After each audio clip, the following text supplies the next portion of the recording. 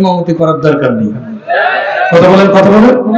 সম্মানিত ভাইয়েরা আমার, আমি শুধু এতটুকু কথা আপনাদেরকে বলতে চাই, 3000 টাকা বেতন একটা ইমাম। কয় হাজার? আমার দিকে তাকান। 3000 টাকা বেতন ইমাম। এই ইমাম 6 মাস বেতন বাকি। কয় মাস বেতন বাকি? আরো ধরে কোন কয় মাস বাকি? 6 মাস। মনে করুন আমার বেতন 3000 টাকা, 6 মাস বাকি। গভীর মনোযোগ দিবেন। আমি একদিন মাগরিবের নামাজ আদায় করতেছি, গভীর মনোযোগ, আল্লাহু আকবার তাকবীরে তাহরিমা বলে আমি যখন হাত বেঁধেছি, হাত বেঁধে আমি সূরা পড়তেছি, আলহামদুলিল্লাহি রাব্বিল আলামিন আর রহমানির রহিম মালিকি ইয়াউমিদ্দিন ইহদিনাস সিরাতাল মুস্তাকিম। ভুল হয়েছে? ভুল হয়েছে? ভুল হয়েছে? আমি পেছনে মুসল্লিরা যারা, আপনারা কি বলবেন? কি বলবেন? লোকমা দেবেন। কি বলে? আল্লাহু আকবার। হুজুর আপনার কিন্তু ভুল হয়ে গেছে। আমি এক্ষুনি শেষ করব। আপনার কিন্তু ভুল হয়ে গেছে। কথাটা মনোযোগ দিয়ে শোনার চেষ্টা করবেন। ইমামের বেতন দেন কত? 3000। বাকি কয় মাস? 6 মাস। ইমাম সাহেব ভুল করেছে, আপনি পেছন থেকে একবার লোকমা দিলেন। আর দেখবেন আমাদের সমাজের সবচেয়ে কোরআন বিরোধীরা, ইসলাম বিরোধীরা, এরাই হয় মসজিদ কমিটির সভাপতি। কথা বলেন। এটা আমার সাতক্ষীরার কথা বলতেছি, আপনাদের এলাকা না। যে যত বড় সুদখোর সেই হয় মসজিদের সভাপতি। কথা বলেন, কথা বলেন। আমার প্রিয় ভাইরা দেখবেন সূরা ফাতিহা শুদ্ধ করে পড়তে পারে না। ওর পেটের মধ্যে বোম মারলেও আনিফ বা বের হবে না। এই যায় মসজিদে ইমাম সাহেবের ভুল ধরার জন্য। কথা বলেন ঠিক না? ও পেছনে দাঁড়াই থাকে কখন ইমাম সাহেব ভুল বলবে। আর যেদিন ইমাম সাহেব ভুল বলে পেছন থেকে হুজুর আল্লাহু আকবার। আপনার কিন্তু ভুল হয়ে গেছে। আছে না? আছে না? আছে না? এক মসজিদের ইমাম সাহেব ছেঁড়া লুঙ্গি পরে নামাজ পড়ে। গভীর মনোযোগ দিবেন, আমি আলোচনার শেষ পর্যায়ে। কষ্ট হচ্ছে না তো আপনাদের? গভীর মনোযোগ। ছেঁড়া লুঙ্গি পরে নামাজ পড়ে। কি লুঙ্গি? ছেঁড়া লুঙ্গি। কেন ছেঁড়া লুঙ্গি পরে নামাজ পড়ে? এর শানে নজুল আছে। মনোযোগ দেন আমার দিদি ভাইরা।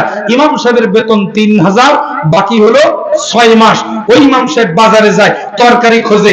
সবচাইতে যে তরকারিটার দাম কম তার নাম বেগুন, ওই তরকারিটা কিনে আনে। প্রতিদিন একটা মানুষ যদি বেগুন খায়, ও চুলকানি হবে না? বেতন হবে না? আর ইমাম সাহেব বেতন 3000 টাকা, একটার বেশি দুটো লুঙ্গি কিনতে পারে না। একটাতেই জোটে না। একটা লুঙ্গি পরে প্রতিদিন নামাজ পড়ে, হয়েছে চুলকানি। চুলকায় আর নামাজ পড়ে, নামাজ পড়ে আর চুলকায়। চুলকাইতে চুলকাইতে লুঙ্গি গেছে ছিঁড়ে।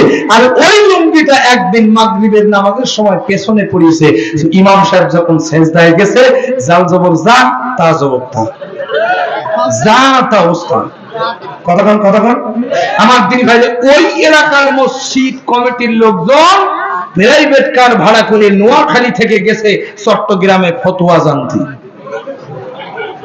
নোয়াখালী থেকে চট্টগ্রাম গেছে ফতোয়া নিতে। লুঙ্গি ছেঁড়া ইমামের পেছনে নামাজ হবে কিনা? আছে না এরকম মসজিদ কমিটি? এইবার যে যার কাছে ফতোয়া নিতে গেছে, ওই ফতোয়া নেওয়ালা মুফতির কাছে, মুফতি সাহেব বুঝতে পেরেছে এরা সব শয়তানের জাত। এই শয়তানদের কাছে জিজ্ঞাসা করতেছে ইমাম সাহেবের বেতন কত? বলছে ছিল 2000, এই গত রোজার সময় বাড়াই দিছি 1000। হুজুররা এত টাকা কি করে? 3000 টাকাতে লাগে নাই? 3000 টাকা বাড়াই দিছে হুজুর, মানে 1000 বাড়াই দিছে। আগে 2000 ছিল। 3000 টাকা বেতন, বাকি কয় মাস? 6 মাস। হুজুর তখন ফতোয়া দিচ্ছে মুফতি সাহেব, যে ইমামের বেতন 3000 টাকা, 6 মাস বাকি, ওই ইমাম লুঙ্গি ছেড়ে অবস্থায় নামাজ পড়ে মরা কেন? লুঙ্গি ছাড়া নামাজ পড়ে নামাজ পড়ে। কথা বুঝতে পেরেছেন? যে ইমামের বেতন 3000, 6 মাস বাকি, ও ছেড়া লুঙ্গি না, ও যদি লুঙ্গি ছাড়া উল্লঙ্গ নামাজ পড়ে তাও নামাজ না। যেরকম প্রশ্ন সেই রকম উত্তর। ইমাম সাহেবের পর বাড়ি চুরি করে না, তাই কবলে হাতে। কথা বলেন, কথা বলেন। আমাদের খুলনার এক ইমাম, গভীর মনোযোগ দেন, শুনতেছেন আমার দিনী ভাইরা? মেহমানরা এসেছেন, ওনারা কথা বলবেন, এই জন্য আমি দ্রুত ছেড়ে দেব। গভীর মনোযোগ দিবেন আমার দিনী ভাইরা। খুলনার এক ইমাম নতুন ইমামতি নিয়েছে। আমাদের খুলনার ইমাম সাহেব নামাজ পড়তে গেছে, তাকবীরে তাহরিমা বলে আল্লাহু আকবার, হাত বেজেছে নাভির নিচে, কারণ ইমাম সাহেব হলো হানাফি। কি ইমাম? হানাফি। রাগ করবেন না আল্লাহর রাস্তে কেউ, আমি কিন্তু মাযহাব বিতর্কে যাব না, আমি বাস্তব সত্যটা তুলে ধরার চেষ্টা করছি। ইমাম সাহেব নবীর নিচে হাত বেঁধেছে, হানাফি ইমাম। ওই এলাকার অধিকাংশ মুসল্লি হলো আহলে হাদিস। আহলে হাদিসের ভাইরা কোথায় বাঁধেন? বুকের উপরে। আলহামদুলিল্লাহ, আপনার যেখানে মন চায় বাঁধেন। তো ইমাম সাহেব হাত বেঁধেছে নবীর নিচে, ওই এলাকার মুসল্লির অধিকাংশ আহলে হাদিস। ওরা নামাজ শেষ হয়ে যাওয়ার পরে বলছে, হুজুর আগামী ওয়াক্ত থেকে আপনার আর আসার দরকার নেই। চাকরি আছে? চাকরি আছে? বুঝে আমরা সব এই, আর আপনি এসে বেঁধেছেন এই, তার মানে হবে না, ডিসকোয়ালিফাই, আপনার চাকরি শেষ। পরের দিন আরেকটা মসজিদে ইমামতি নিছে। পরের দিন ওই জায়গায় তাকবীরে তাহরিমা বলে ইমাম সাহেব চিন্তা করছে, কালকে এখানে নবীর নিচে হাত বাঁধার কারণে চাকরি চলে গেছে, আজকে জীবন থাকতে ও জায়গায় হাত বাঁধবো না। হাত বেঁধেছে বুকের উপরে। কোন জায়গায়? বুকের উপরে। আমার দিনী ভাইরা, ওই এলাকার অধিকাংশ মুসল্লিরা হানাফি। কথা কি বুঝতে পেরেছেন? অধিকাংশ মুসল্লিরা কি? হানাফি, হানাফি, হানাফি। আমার দিনী ভাইরা, নামাজ শেষ হয়ে যাওয়ার পরে বলছো, হুজুর আগামী কাল থেকে আপনার আর আসার দরকার নেই, কারণ আমরা সব এই, আপনি হাত বেঁধেছেন এই, তার মানে হবে না, ডিসকোয়ালিফাই। চাকরি আছে না গেছে? গেছে। আমার দিনী ভাইরা গভীর মনোযোগ দেন। পরের দিন আরেকটা মসজিদে ইমামতি নিয়েছে, আমার সাথে তিনি বলছেন, আমার ভাইরা, পরের দিন ইমামতি নিয়েছে আরেকটা মসজিদে নিয়ে আল্লাহু আকবার বলে ইমাম সাহেব চিন্তা করছে, আগামী প্রথম দিন বেঁধেছি এখানে চাকরি নেই, তারপর দিন বেঁধেছি এখানে চাকরি নেই, আজকে জীবন জাতি শিকার, ওই জায়গায় আর হাত বাঁধবো না বলে আল্লাহু আকবার বলে কপালে হাত বেঁধেছে। কোন জায়গায়? কি ইমাম রে ভাই! নামাজ শেষ করার পরে মুসল্লিরা বলছে, হুজুর অনেক ইমাম দেখেছি, কেউ হানাফি ইমাম এখানে হাত বাঁধে, ঠিক আছে, কেউ আহলে হাদিসের ভাইরা এখানে হাত বাঁধে, ঠিক আছে, আবার কেউ বাঁধেও না, কেউ বাঁধে না। কাবা শরীফে গিয়েছেন? কেউ এখানে আছেন? হ্যাঁ, দেখবেন আপনার, হ্যাঁ, আপনার সামনে দাঁড়িয়ে দেখবেন অনেকে এখানে বাঁধছে, অনেকে এখানে বাঁধছে, অনেকে আবার বাঁধেই না, হাত ছেড়ে দিয়েছে। ওরা বিতর্কে নেই, তোরা যা পারিস কেলাকেলি কর, আমরা ওসব হাত বাঁধার তালে নেই, আল্লাহু আকবার বলে হাত ছেড়ে দিয়েছে। এটা হাম্বলি, শাফিঈ মাযহাবের তারা অনুসারী। আমার দিন ভরে মালিকি মাযহাব, বিভিন্ন মাযহাব আছে, তারা সেই মাযহাবের অনুসারী।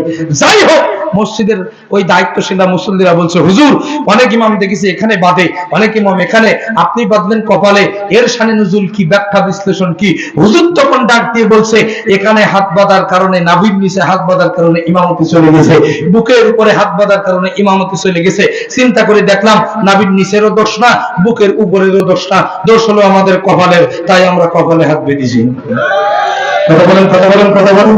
এত দুঃখ রাখবো কোথায় রাখার জায়গা নাই ভাইরে, এত দুঃখ রাখবো কোথায় রাখার জায়গা নাই, আমাদের কপালেতে শান্তি বুঝি নাই ভাইরে, আমাদের কপালেতে শান্তি বুঝি নাই।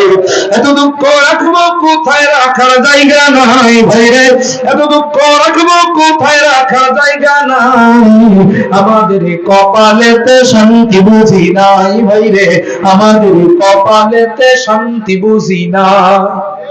পাঁচ ওয়াক্ত নামাজ পড়ে কপালে তার দাগ, মক্কাতে যাই নামের আগে লাগে হাজী শাহ। আসলে আসলে আসলে পাঁচ ওয়াক্ত নামাজ পড়ে কপালে তার দাগ, মক্কাতে যাই নামের আগে লাগে হাজী শাহ। চা দোকানে বসে হাজী টেলিভিশন চাই, এরকম হাজির নেই? দেখবেন মাগরিব তিশা পর্যন্ত পায়ের উপরে পা তুলে দিয়ে চার দোকানে বসে হিন্দি সিরিয়াল দেখে। আসলে আসলে আসলে চা দোকানে বসে হাজি টেলিভিশন চাই, হিন্দি গানের তালে তালে পা দুটি নাচাই, আমাদের কপালেতে শান্তি বুঝি নাই। এত দুঃখ রাখবো কোথায় রাখার জায়গা নাই ভাইরে, এত দুঃখ রাখবো কোথায় রাখার জায়গা নাই, আমাদের কপালেতে শান্তি বুঝি নাকি।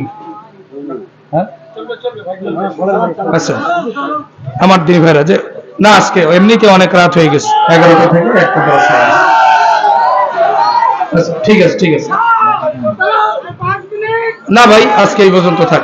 যাই হোক, আমাদের নেতৃবৃন্দ অনেক এসেছেন, এরপরে আমার সাথে বুঝি না না আপনি আমার সাথে বলেন না, কি সমস্যা কি বলেন?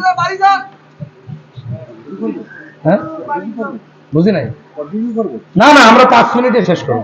হ্যাঁ মাত্র 5 মিনিট ইনশাআল্লাহ। হ্যাঁ 5 মিনিটে শেষ করবো আমার দিনী ভাইরা। আমি যে কথা আপনাদেরকে বোঝাতে চাচ্ছিলাম এ কথাটা না বললে পরিপূর্ণ হবে না। গভীর মনোযোগ দিবেন। কোরআনের আলোচনা নামাজু দিয়ে শুরু করা যায়, কিন্তু শেষ কখন হবে এটা আল্লাহ ছাড়া আর কেউ জানে না। এটা কোরআনের মুজিজা। কথা বলেন আমার দিনী ভাইরা, গভীর মনোযোগ দিবেন। আপনি 3 বার লোকমা দিবেন। কয়বার? ইমাম সাহেব ভুল করলে লোকমা দিবেন কয়বার?